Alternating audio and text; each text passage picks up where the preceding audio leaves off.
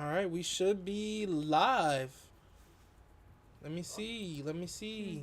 The chat is there already. Should be, should be, should be.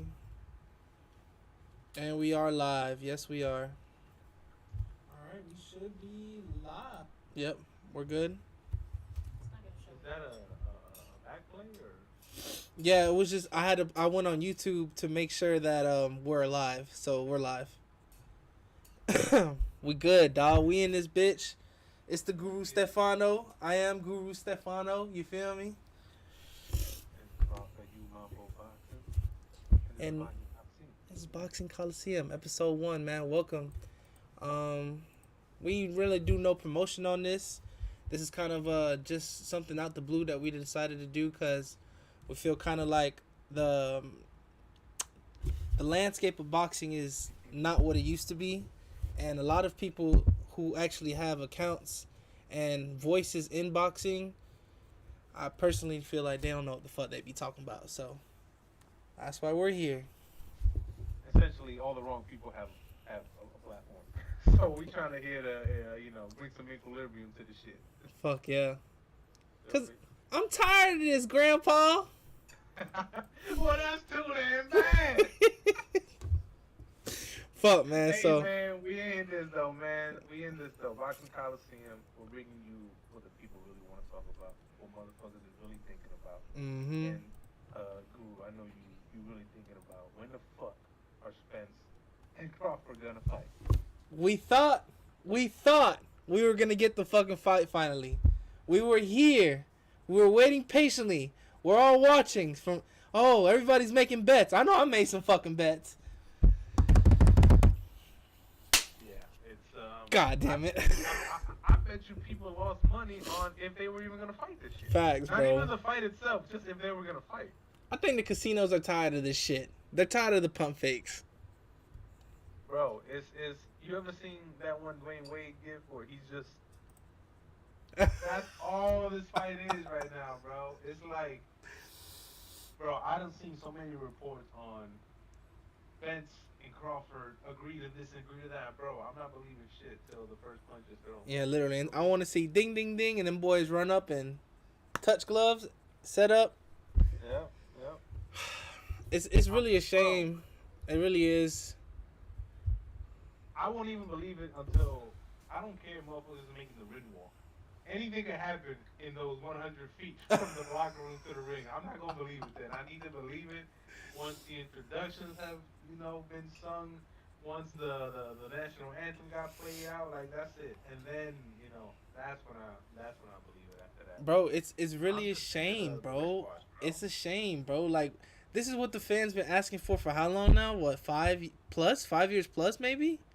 This is Mayweather Pacquiao all over again, bro. Damn, great example. This is what it is, bro.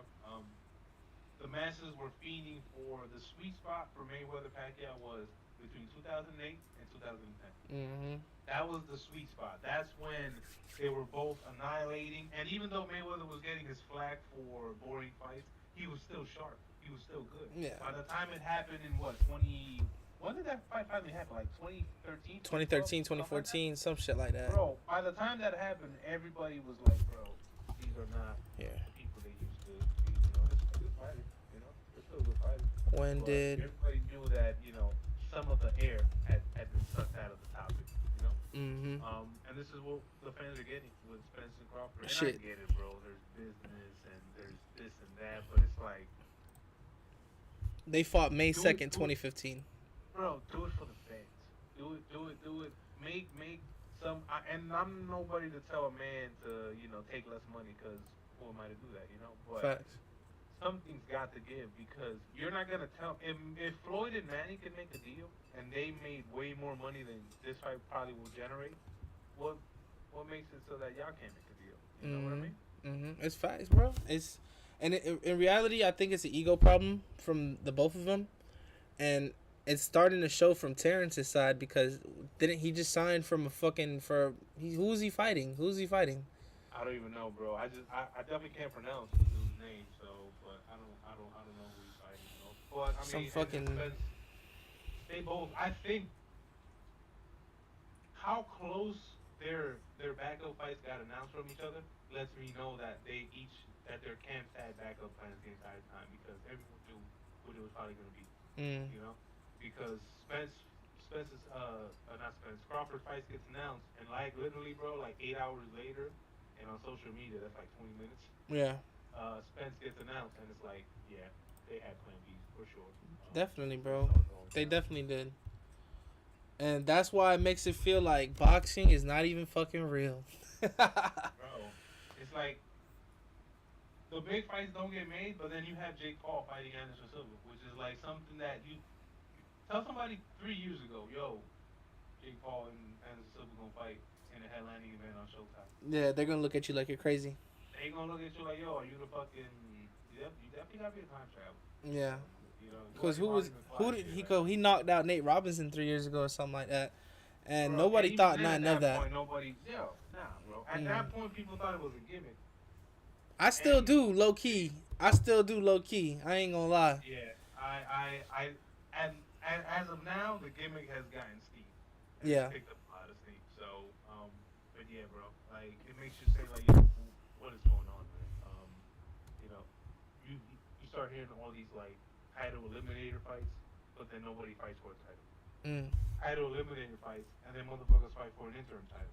Mm. I'm like, bro, is a title eliminator not to say who's gonna fight the actual champ? Like all these 18 belts that get made per year, bro. Like, you know, I'm definitely looking at the WBC because Yeah, them boys.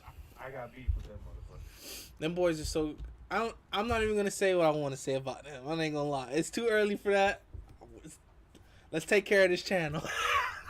I ain't gonna say nothing about WBC till we get 100,000. Right. Cause yo, listen, right now, I've had it up to here with the fucking WBC because there's so many fights, so many great fights, especially this is off topic in the 168 division that they could make and they're not. They're ignoring everything. So it's kind of upsetting. They could order 2-3 fights I'm thinking of right now. They can make it happen. They really can. They could order. Let me see. They could order. Is Boo Boo officially in A 168 fighter. Oh, bro, boom. They could order Plant versus Boo Boo. They could order Benavidez versus Boo Boo. They could order Benavidez. Like, bro, it's like it really. If honestly, I'm anybody knows me. I'm a big Canelo fan, but I'm also not blind to the shit. So I think his cash cow boxing stuff has given him too much status to where he's essentially like low key, kind of like not being an active champion. He's falling off. He was active. He was active to get the titles, but I feel like now he's really gonna milk holding on to that stuff, you know, because the Triple G fight to me, that third fight, it made no sense. You're gonna give a guy that has never fought at 168 a title shot at his first fight at 168? That makes no motherfucker. Just because of his name. Just because of his name, and just because they can sell the trilogy, so that way every sanctioning body. And what makes me so upset about that trilogy too is Canelo said it out of his own fucking mouth. That fight was supposed to never even happen. That whole thing was supposed to be done. You know what I mean? I would have rather to see a Plant rematch than. You think so? A Plant rematch? As opposed to a third Triple G fight, yes. I agree. As opposed to a third Triple G fight, yes. Shout out to Kato Plant. He did really good in that fight. He did. He did his fucking thing against Darrell. He gained a lot of respect from me in that fight just because he didn't let the moment defeat him. Yeah. You know. That boy said. A lot of fighters, you fight the biggest thing in the sport and you kind of crumble before you even get to the ring. He never allowed that, and I was like, yo, that's a real motherfucker right there. I respect that. I would love to see Canelo Benavidez. You know, how would Canelo deal with Davis' pressure? Or vice versa. Or vice versa. How will Benavidez deal with those rib shots that take the soul out of you? He be turning into that motherfucker. That would be very interesting. So we gotta see, man. But you know what, bro? The 168 is not the only division that's kind of a little turmoil right now. What's gonna happen in the lightweight division? At all. Devin Haney got a fat ass target on his back. It's like undisputed. Everybody knows that in boxing, as far as politics, it's hard to stay undisputed because now you got all these commissions, all these sanctioning bodies ordering fights. Are you really gonna fight 3 times in 6 months because they want it, you know, Mm-hmm. or do you just relinquish the title, you know? How Mm-hmm. long can he keep that up? He's already done it. Like the youngest, I don't know if the youngest ever, but I don't know, Shit. my history too well on the four belt stuff, but one of the youngest ever to be undisputed. I think if he wants to move up, who's to stop him? I mean, there's obviously more intriguing matchups at lightweight, but then are those matchups ever going to get made because of the politics? Because Tank is with Showtime. Wow. You know what? Hold on. I don't mean to cut you off. They actually on Google it says Teofimo Lopez is the youngest undisputed champion in history. That's bullshit. He didn't even hold We the all know W. that's BS because Yeah. he's not the WBC. We all know that. Even Again, Google doesn't know shit about boxing. our good friends at the WBC Yeah. studying the waters. You know. This Man, is you gotta love nuts. the WBC, man. You gotta love them. That's crazy, bro. He wasn't even the real champion. Cambosa still held that belt, and then he lost. That's why the fight was called for the true undisputed. But let me ask you this, bro. Jesus. And as I ask you this, I'm gonna ask the boxing fans, the comment section. I'm gonna ask them. I'm gonna ask this as well. Would Haney have been as aggressive to get a deal done to go undisputed had Teofimo still hold the belts and never lost to Cambosis? Because once that happened, it was like Devin Haney Foot on the saw gas. a golden ticket to become undisputed because he was like, yo, bro, Devin Haney signed a 2-fight deal that mandated him to fight in Australia twice. Facts. That is just rare. You're not gonna do that unless you know, yo, I'm gonna wash you both times and I'm gonna get easy bread. Like, like would he have swooped in had it been Teo? Still holding on to those belts. I don't know. It's a good fucking Coulda, question. I get it, but I don't know, man. I think to have success in boxing, sometimes you need a little bit of luck, and I think one of the best things that happened to Devin Haney was Teofimo believing this shit too much, and then Cambos was humbling him. And who do you think's next for Devin Haney? Who do I think it's next? I mean, let's look up. Let me open the screen here, bro, and let's look up some of these rankings. Let's see WBA, WBC, and IBF, and let's see out of all those who makes the most sense. Division in boxing. Let's see. 135 division in boxing. They still got bro. They're so disrespectful. They still got Loma as number 1. And look, let me just throw my personal opinion out there. If a motherfucker is the undisputed champion of that division, bro, he's number 1. You should just rank that motherfucker over everybody. Give the man his respect and put him number 1 until he's beaten and the undisputed titles are. The undisputed spot is taken away from him. I don't think there should be no argument. I could see Lomachenko coming in second maybe, but don't try him and put him below Lomachenko when Lomachenko don't even got belts. And don't get me wrong, Lomachenko is obviously a hell of a champion. We all know that, but belts speak. The one narrative I don't like is that they tried to write Lomachenko off like he's washed the minute he lost the tail. Facts. Yeah, that was kind of dumb. I'm like, bro, shout out to Teo. Amazing fight that night. Shocked the world. Obviously improved his stock. But yes, he did beat Loma, and I think he beat him convincingly. But you didn't beat him to the point where people should start calling Loma. No. Retired. It was a chess match. Like that. It was a chess match. And mind you, everybody knows Loma went into that fight with one shoulder. So let's look at everything Loma has done since that loss after he got surgery. Loma made it a point to fight people that Theo has fought and made them look bad too. He didn't knock out Red Tricami like Theo did. He fucked them up though. You can kind of say that if you can do that to a man throughout a whole fight, it's kind of a little more impressive than a knockout. Because a knockout is, it also happens by chance. What are the odds that you can make a man look that bad? You beat him the fuck up. You just beat him up, embarrass him. to Nakatani. Yes. You know, and everybody knows Nakatani's durable as shit. Nakatami is an Energizer Bunny. For you to finish that man like that, bro, that's impressive. So the narrative that Loma got washed, bro, and people started chewing it up, bro. It's almost like people was dying for Loma to lose. They always are. They always, bro. I always say it's the Floyd Mayweather effect. When a motherfucker's just too good, they want to see you lose. It is what it is, and it's fucked up. Like instead of us as fans being, going for the, because he's obviously a great. His skills speak for himself, but people just like seeing people lose, bro. I don't get that mentality.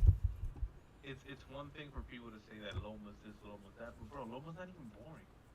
Yes, he's slow, he's a slow starter. I'll give people that. But bro, after that third, fourth round, everybody can see that Loma turns up. Yeah, he puts his foot on the gas. The output is crazy, and I feel like Loma's boxing style is so casual friendly because when Loma hits people, it's obvious. You see heads knocked back, you see sweat flying off. Like, as a casual, you want to not only see people get hit, but you want to see them get hit clearly. Yeah. It's not like, a technician fight where you're just hitting people to the body and guys don't react, but they're still scoring. Nah, bro, Loma's like OD casual friendly. Like, I don't get it. But where does the hate come from? Speaking about the technician, he's going against the technician on Saturday, and I think people are sleeping on Jermaine Ortiz. I really do. I may be wrong. Jermaine Ortiz might be way in over his head for this fight, but I do know that they used to spar. And there's a reason why Ortiz put his name on the dotted line. He thinks he can win. I can't wait till we get a sports betting company sponsorship so I could be like, yo, if you want to hit the over, yeah, if you want to hit the underdog on Jermaine Ortiz, man, just click the link in the description, bro. Go ahead. They're going to drop money. Real quick, bro, back to the lightweight division. Number one ranking is Ryan Garcia. What? Ryan's not gonna fight. You know why Ryan's not gonna fight Devin Haney, bro? Why is that? Because Ryan's about the likes. Ryan fights. Yeah. Personally, I think Ryan Garcia fights to fuel the social media side of it. His ego. Not that Garcia's talented. I'm not calling Garcia a pussy because I don't think he's a pussy. He's not.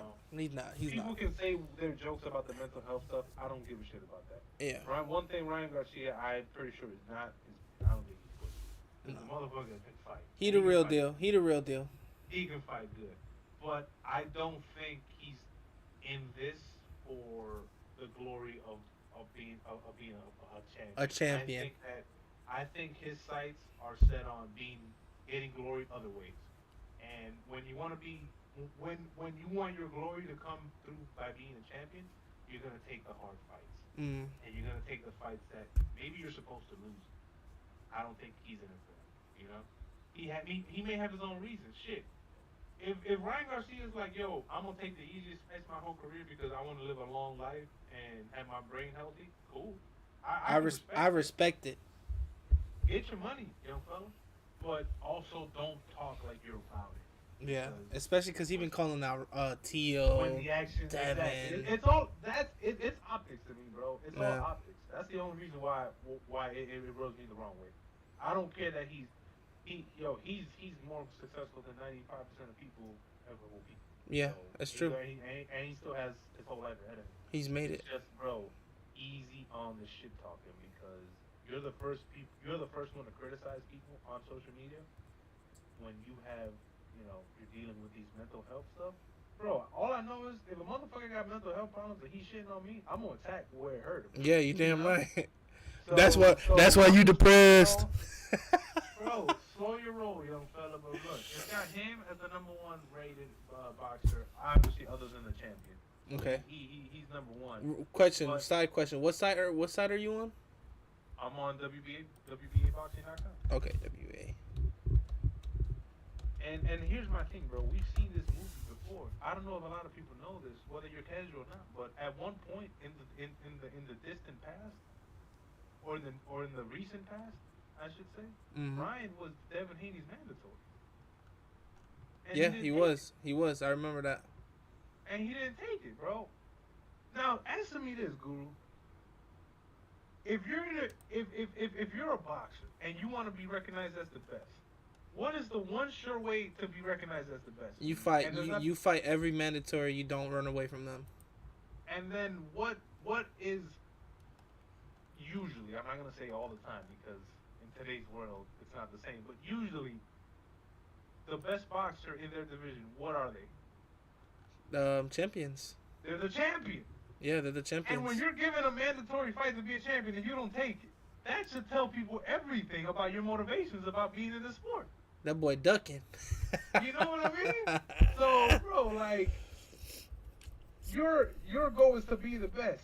The easiest way for people to recognize that is for you to be the champion. See, okay, but real quick, on the WBA listing, where the fuck is Devin Haney? He's the champion of the WBA. No, but here's the thing. Champions don't get ranked because they're the champions.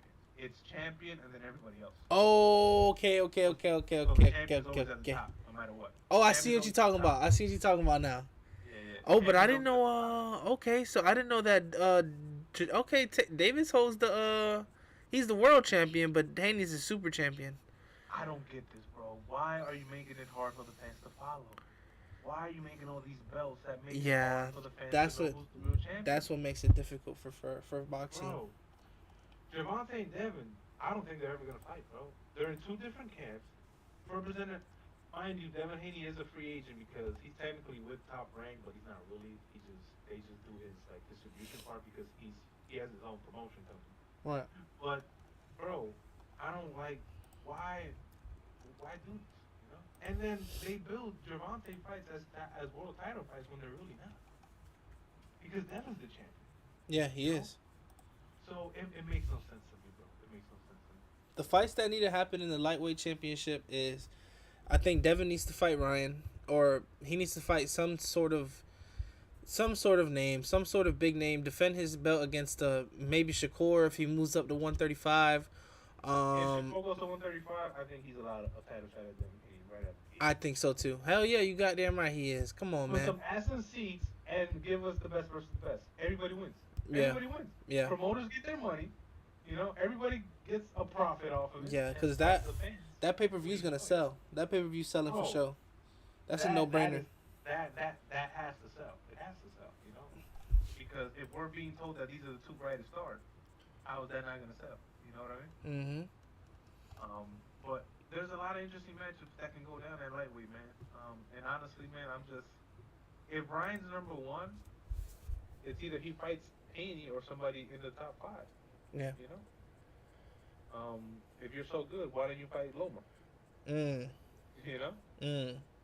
Stylistically, Ryan should do very well against Loma because he's longer and he's speed. Very rarely is Loma gonna be the slower fighter, but in that case, he would definitely. I think Ryan could hit Loma twice. Shit, the way Ryan hit Fortuna freaks me out still to this day. You know what I'm saying? And that little left hook he did, the check left hook. Bro, wait till Ryan actually develops an actual jab. Yeah, he's gonna be dangerous. That's That's facts. That's facts. Because that jab is gonna come out like a piston every time. Boop, How do you boop, deal with that? boop. You know, you're probably gonna have your eyes swollen by the 4th round. Mm-hmm. You know, but it's a lot of interesting stuff at 135 that could go down, man. 140 might, 140 gets a popping too. Yeah. Well, we got. What are your more dream fights right now for 2023? For 2023. If you had to what divisions you think are gonna be on the center stage? Well, if Josh Taylor is moving up to 147, like he said he is, I would really like to see him go against maybe like the likes of maybe like a Montes or a Virgil, maybe even Boots. Maybe put that boy up against Boots. Just a good introductory fight for the weight class. I obviously want to see Spence and fucking Crawford. I think that's that's on everybody's hit list. I really want to see Fury Usyk next year. I don't want to see Anthony Joshua box at all next year. I want him to take a full year off and clear his head. I know it's random. I want to see. I want to see Tank go against somebody real. Maybe I really want to see Ryan Garcia versus Tank. I think that'll be interesting.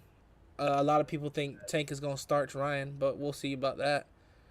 Um, I think I'm not gonna lie. I think Tank has a real good chance of knocking the fuck out of Ryan if Ryan leaves that his backhand down like he did against Luke Campbell. Yeah, that's there's I don't have a lot of must-haves in the sport of boxing anymore because every time I think the fans are due something, this shit doesn't never fucking happen. So Yeah, I don't facts. have must-haves anymore. But the year 2023 has to be the year that Jaron Ennis fights for a title. That whole prospect shit. Put that shit. You talking about Boots? Boots is not a prospect to me no more. Boots is official. Boots is legit. Everybody knows it. I think if you hear champions or mandatories talking about Boots, who's Boots fighting, blah blah blah, I think they're just being pussy at that point. They don't want to fight Boots. I think people are avoiding Boots, and it's obviously showing. And I seen on an article that Boots requested to the WBC to fight Earl Spence since Terrence Crawford signed that fight. So let's see if they can get this shit together contractually. That'll be a real big fight. That would be a hell of a fight. That would be like, and obviously I can't compare legends to these guys right now because these guys are still writing their story. But that would kind of be like a Hagler Hearns or. Let's see. And the only reason I'm comparing that is because we're talking about the biggest names in the division. Facts. Against each other, Yeah. you know? And Boots is aggressive. He's an aggressive fighter. Boots is a nightmare matchup for a lot. I think he's one of the few people that I think he can stay in there on the inside with Spence. As good as Spence is, I think Boots may have something for him too, bro. I'm not saying he's gonna starch him. I'm not saying he's gonna give. But but we don't know. We don't know at the end of the day. Yeah. We don't. Obviously, you can't compare their resumes. Spence has been doing this for a while. But hey, man, it's boxing, and punches have whole weight behind them, and both of these guys have actual weight behind them. So They both got some snap in their motherfucking hands. I would love to see that fight, man. That would be incredible. Obviously, I don't know if either camp would accept it now. I mean, I can't talk. I don't know who's behind Boots' managing or whatever, but he has everything to gain and really nothing to lose. Because if he loses suspense, bro, you lost to one of the best fighters. World class. Right now. So it's like, who can really... If you look somewhat... Even if you look good in that fight and you still lose, bro, your stock is still going to increase. Dramatically. And then who's going to throw the excuse, who did Boots fight? You can't have that excuse no more. You can't. So... That'd be really good, man. I would enjoy that fight, man. That'd be nice. Man, fuck, dog. This boxing is exciting. It's a good weekend of fights coming up this weekend. Let's build this boxing Coliseum, dog. Let's call it short on this one, but let's build this boxing Coliseum. Follow us on IG. Shout out to Clarissa Shields. Yo, how do we forget about the GOAT? Nah, you forgot. I did. I'm sorry, bro. How do I forget about the GOAT, bro? Hey, man, that was an amazing fight. That card, Solid. First all-female fight card, incredible. Wait. Factor cap. Every female fight this year has been fire. Yeah. Fire. It's been like, bro, the women are here, and they deserve everybody's attention, bro. And they're here to stay. Crazy. These fights are crazy. The Michaela Mayer fight versus Alicia Baumgartner, bro. What a fight. Shots of both champions. I wouldn't mind seeing that again. No, bro, both fights were rematch capable, bro. Super, dog. Cause look, what was her name, bro? The champion who fought Clarissa Shields. How do I forget her fucking name? Savannah Marshall. Yes. She didn't come to lay down. Yeah, she did. I don't want to compare it to a Katie Taylor Amanda, but It wasn't there, No, but it was there. If that makes sense. She had her moment. She had her moment where it was obviously Carissa's explosiveness and power versus Yes. Savannah's volume. Because Savannah's not a fast switch fighter, so she can't generate that kind of speed. But what she can generate is punches and punches and volume. And she had her moments. And that was a hell of a fight. I would love to see that fight again. The way Samantha kept coming up on Clarissa, she didn't come to lay down, bro. She was walking straight up. Here, man, they out here, bro. So Hey, and I'm not gonna lie, a lot of these women have more balls than these men. because they're willing to take the tough fights. Yeah. 100%. But with So that being said, yes, my bro. The Boxing Coliseum. Follow us on IG, Gurustefano everything. My boy Ralph MamboBoxing. MamboBoxing on Instagram. You already know. Hit me up. Man, let's go, man. So we out, man. Appreciate everybody. It's episode 1. We'll catch you next week for episode 2. We out. Get it.